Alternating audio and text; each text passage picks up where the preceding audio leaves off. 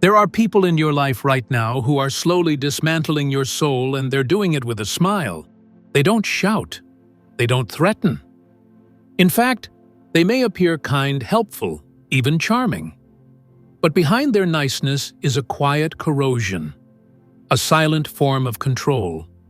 The kind Carl Jung warned us about, not through obvious abuse, but through psychological masks. You've likely missed the signs, doubted your instincts, and told yourself, maybe I'm overreacting, but you're not. The truth is, the most dangerous people in your life are the ones who pretend to care, while feeding off your boundaries, your guilt, and your silence. Jung didn't just study the mind. He exposed the shadows we refuse to see, the ones hidden behind friendly faces, loving words, and spiritual talk. And if you don't learn to spot these masks, you'll continue handing your trust to people who were never safe to begin with. The great psychoanalyst Carl Jung dedicated his life not merely to studying the mind, but to understanding the hidden realms within it, the parts we conceal from the world, and even from ourselves. He taught us a chillingly profound truth. The most dangerous people aren't the ones who scream and shout. They are the quiet distortions of reality, who blend seamlessly into our lives, pretending to care, while they slowly and methodically dismantle our spirit from the inside out. Their weapon isn't always abuse. Sometimes it's a smile, and that is precisely what makes them so disarming. It's why you keep missing the red flags, why you second-guess your own intuition, and it's why Jung believed it was his life's work to understand not just the persona, the mask we present to the world, but the shadow lurking behind it. Because people rarely show you who they truly are. They show you what they believe will work to get what they want. And if you are not awake, if your eyes are not open to this truth, you will pour your precious time, your finite energy, your sacred trust, and even your love into someone who was never a safe harbor to begin with. To protect us, Jung laid out 6 fundamental patterns, 6 psychological masks that feel harmless at first glance, but will quietly corrode your soul if you're not paying attention. Let us pull back the curtain. 1. The chronic victim. You know this person. Their life is a never-ending saga of being wronged. Nothing is ever their fault. They are perpetually under attack, eternally suffering, forever betrayed. On the surface, your heart goes out to them. You empathize. You offer help. You become emotionally invested in their story of struggle. But Jung saw the darker mechanism at play. He understood that those who live in a state of permanent victimhood are often masters of a deep, covert manipulation. Because if you are always the victim, you never have to be accountable. You never have to change. You never have to face your own darkness. The chronic victim weaponizes their pain. They guilt-trip you with their sorrow-twist reality to fit their narrative and transform your sympathy into a chain of obligation. You came to help, but you end up carrying them. And the most tragic part, they don't want healing. They want control. Jung warned that when someone has completely fused with their victim identity, they are operating from a shadow self that thrives on the emotional labor of others. They will never change because to change would mean relinquishing the only power they know, your pity. If you don't create distance, you will eventually start to feel guilty for not being broken yourself. 2. The charming mirror. Jung called this the persona trap. This is the person who reflects back to you exactly what you want to see. They are astonishingly agreeable, endlessly supportive. They laugh at all your jokes, champion your wildest dreams, and validate your deepest insecurities. At first, it feels like magic. You feel seen, understood, cherished. They seem to be your biggest supporter. But then a strange, hollow feeling begins to creep in. You realize you don't actually know who they are. They have shown you nothing real, nothing vulnerable, nothing of their own substance. That's because they aren't a person. They are a performance. They are mirroring you to gain your trust. Jung wrote that when a person over-identifies with their persona, the mask becomes their reality, while the true self remains hidden, protected, and unaccountable. The charming mirror is so dangerous because they feel so safe. But behind the beautiful mask, there is a void. No substance, no stability, no consistent values, only an unnerving ability to adapt, to mimic, to please. Their loyalty isn't to you, it's to your applause. The moment you stop admiring them or challenge their reflection, they will vanish, or worse, turn on you. You never met a soulmate.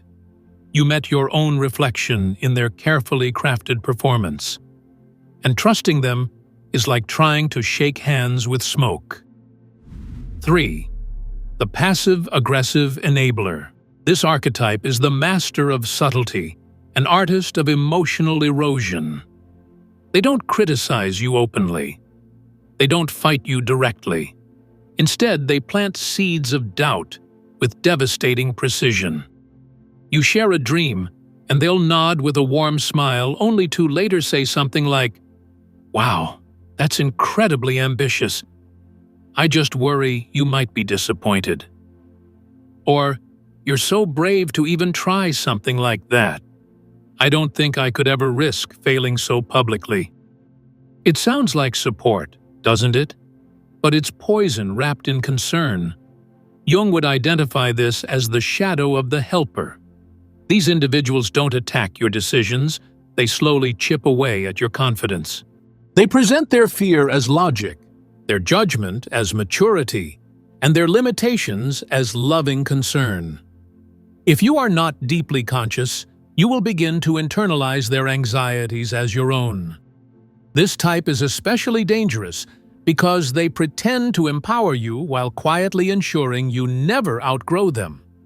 Your success would threaten their invisible grip, their relevance in your life, and for the enabler that is a silent death to the ego. So they gently clip your wings long before you ever take flight, and they call it support. 4. The secret competitor. This person isn't competing with the world. They are in a silent, relentless competition with you. Outwardly, they are your friend.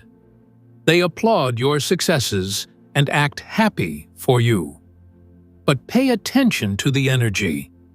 Every time something good happens in your life, they instinctively find a way to make it about them. They minimize your achievement, redirect the conversation, or share a story of their own that is just a little bit better, a little more impressive. Jung believed this behavior is driven by a profound unconscious sense of inferiority. They don't truly hate you. They resent the reflection you show them of their own perceived inadequacies. Instead of facing that feeling and using it as fuel for growth, they compete in the shadows. They might borrow your ideas and pass them off as their own, or offer backhanded compliments that leave you feeling strangely diminished. They only celebrate you when you are on their level or below. Never when you rise above. You feel it in the tension, in the forced praise, in the subtle energetic shifts. And here's the final twist: when you stumble or fail, they will feel a quiet, private sense of relief. They won't say it, of course. They'll say, "Oh no, I was so afraid this might happen. I tried to warn you." This person is not on your team.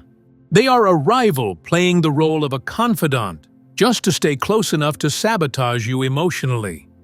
As Jung warned, never ever trust someone who cannot clap when it's not their turn to win. We have now unmasked 4 of the 6 archetypes. Each one is more subtle than the last, and their danger multiplies the longer they remain undetected. Now we will expose the final 2, who are often the hardest to spot, because they cloak themselves in the very virtues we admire most: wisdom and love.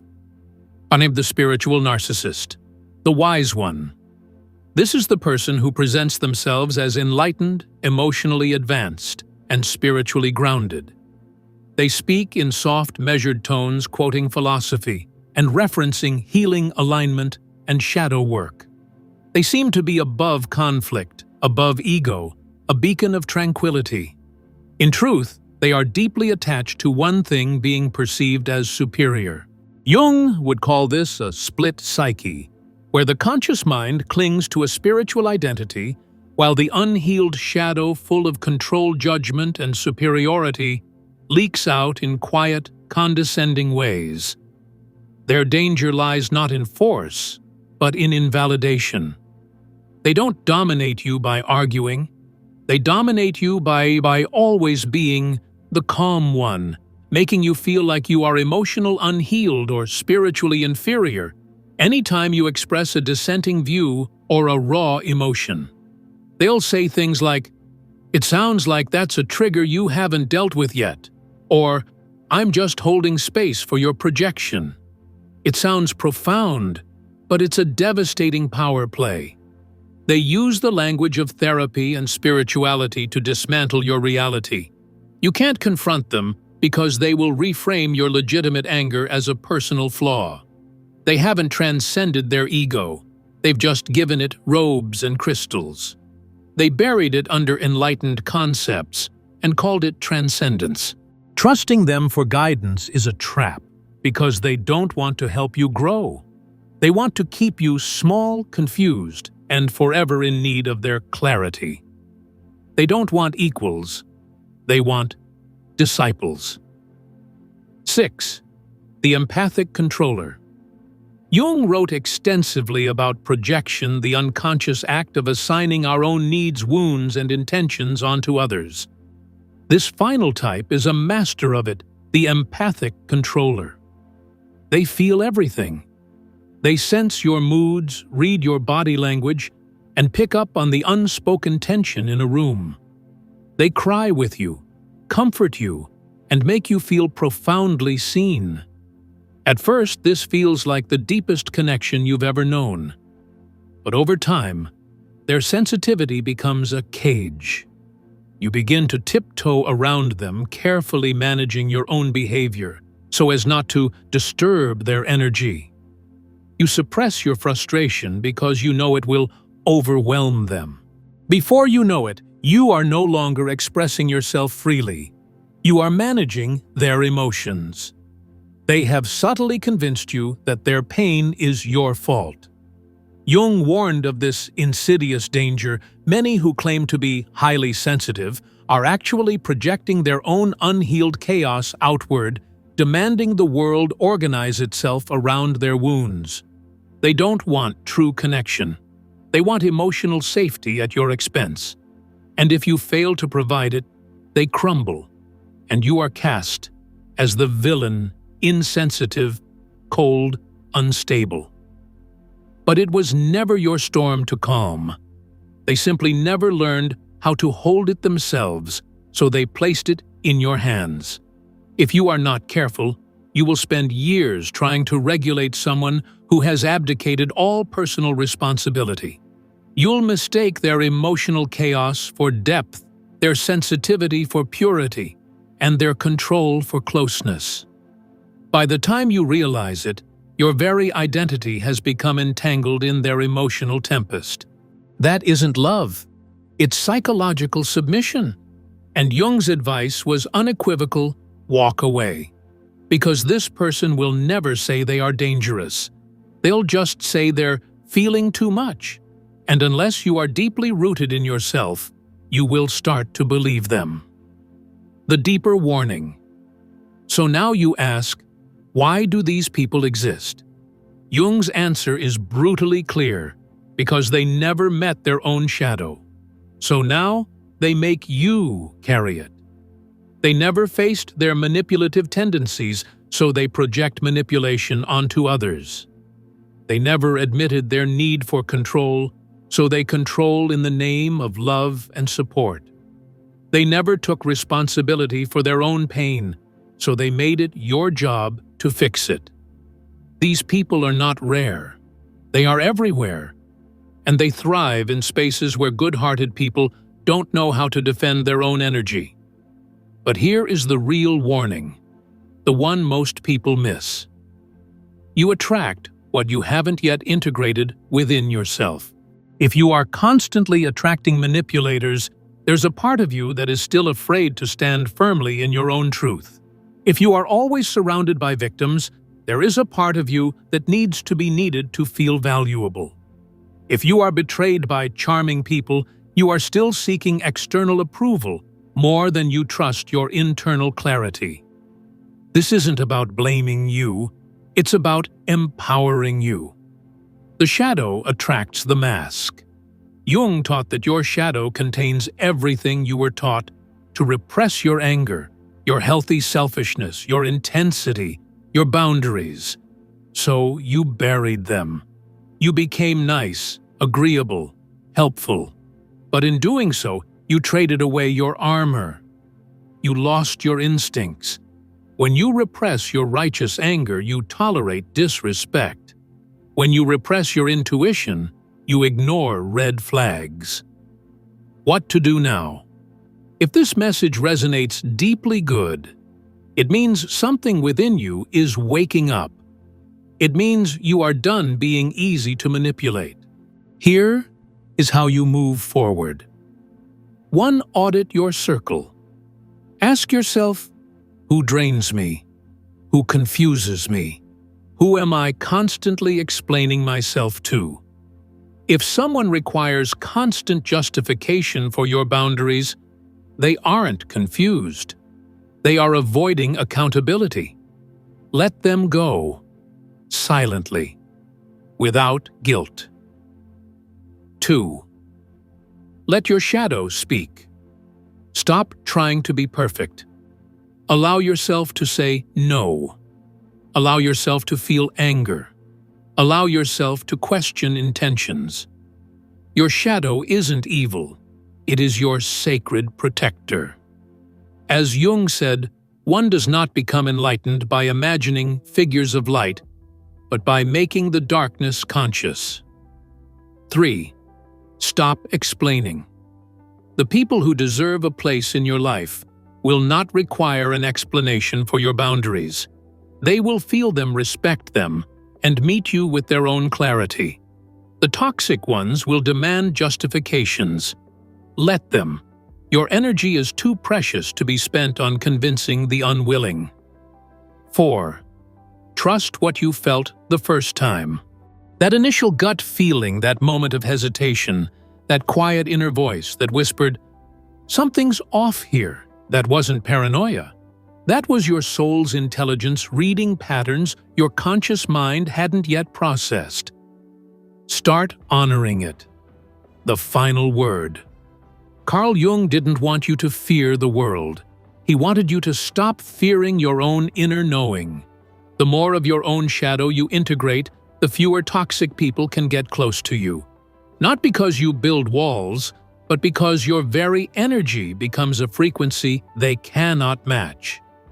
You stop explaining. You stop fixing. You stop justifying your standards. And without ever raising your voice, you become the person Jung envisioned: awake, whole, and impossible to trick.